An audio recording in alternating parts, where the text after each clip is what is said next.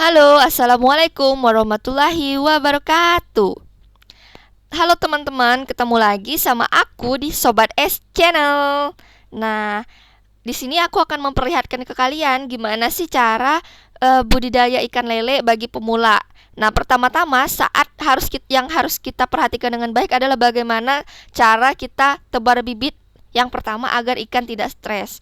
Nah, saat kita beli dari pembibitan ikan, kan dalam keadaan dibungkus plastik nih kayak gini dan dioksigen kan. Nah, supaya tidak stres, maka harus kita diamkan dulu si plastiknya itu sekitar 15 sampai 20 menit. Nah, ini videonya aku cepetin ya supaya nggak terlalu lama. Setelah 15 sampai 20 menit, kita buka si plastiknya secara perlahan, kemudian biarkan ikan keluar dengan perlahan. Jangan terlalu dipaksa untuk keluar, pelan-pelan aja. Nanti dia akan berenang dengan sendirinya. Nah, dengan gitu ikan akan merasa nyaman di tempatnya yang baru dan suhunya juga udah menyesuaikan kan dengan yang di dalam plastik dan di luar kayak gitu. Nah, nanti eh, ikannya kalau ikan enggak stres, jadi dia tumbuhnya juga maksimal, nafsu makannya baik, dan kalau begitu juga hasil panennya bisa baik. Nah, teman-teman, budidaya ikan lele ini kan salah satu usaha sampingan aku yang di video sebelumnya aku udah ajarin ke kalian gimana sih cara mengatur keuangan agar kita punya usaha sampingan kayak gitu. Nah, sebenarnya aku udah praktekin cara itu dari Januari 2021 kemarin. Nah, sekarang aku baru eh, mulai ya berapa kali panen, dan ini kolam yang ke 6 dan 7 yang aku coba yang aku tebar bibitnya. Nah, di sini aku pakai airnya air PDAM loh ya. Jadi bagi yang teman-teman yang di rumahnya belum punya sumur bor dan cuma punya air PDAM, di sini aku bakal kasih tahu tipsnya supaya si ikannya itu tetap aman walaupun pakai air PDAM. Kan banyak tuh, wah emang air PDAM gak bahaya ya, kan punya ada kaporitnya kayak gitu-gitu kan. Nah, jangan khawatir, kita punya solusinya supaya air PDAM itu tetap aman digunakan untuk ikan. Yang pertama, airnya itu harus diisi ke kolam minimal ya 24 jam lah sebelum kita tebar bibit. Nah, ini aku isi airnya kemarin, kemudian dinetralin dengan dikasih daun ketapang. Nah, kalau kalian nggak tahu daun ketapang, kalian bisa search daun ketapang. Banyak banget kok di Google contoh daun ketapang.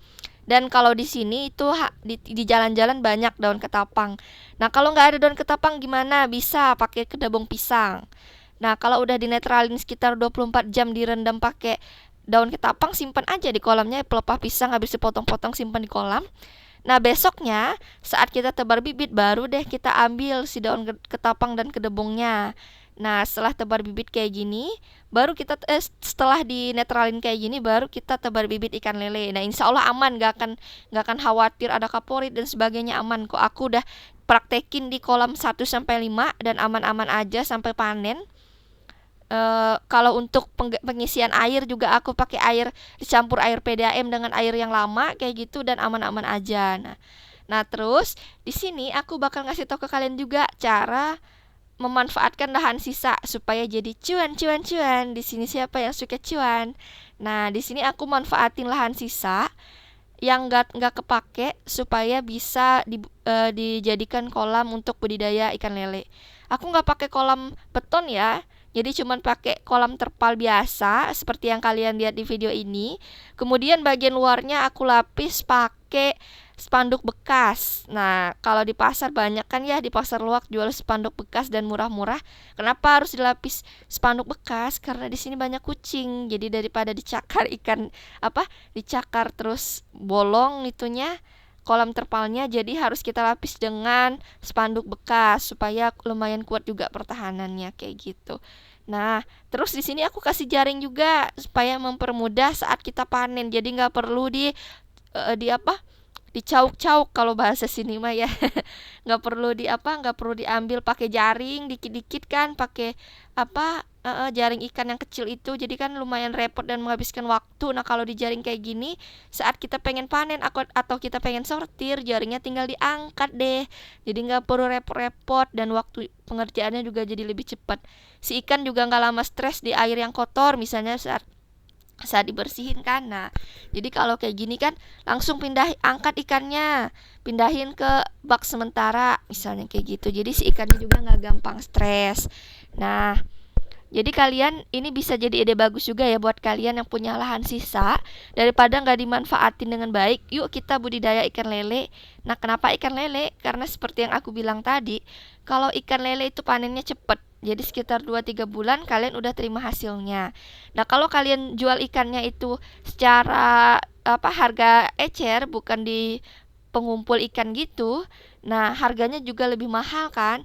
Kalau di sini aku udah dibumbuin, udah dikasih kunyit gitu, harganya bisa 29.000 per kilo. Kalau di pengumpul kan paling 17.000 ya kan, 18.000 kayak gitu, beda jauh dengan kita harga grosir. Terus kalau misalnya nggak dikasih bumbu gitu, di sini harganya masih di 23 sampai 25.000 kayak gitu.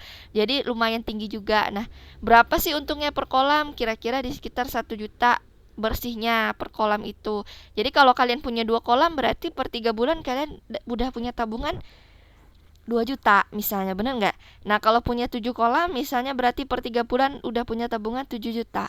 Nah, dibagi per bulan kan masih lumayan tuh per tambahan per bulannya kayak gitu, dengan memanfaatkan lahan sisa. Nah, kalau kayak ikan kayak gini, sejauh ini alhamdulillah sih belum pernah nggak laku, karena kita jualnya langsung ke konsumen, dipasarkan online gitu di sosial media. Nah, alhamdulillah peminatnya lumayan banyak. Oke, sampai ketemu di video selanjutnya.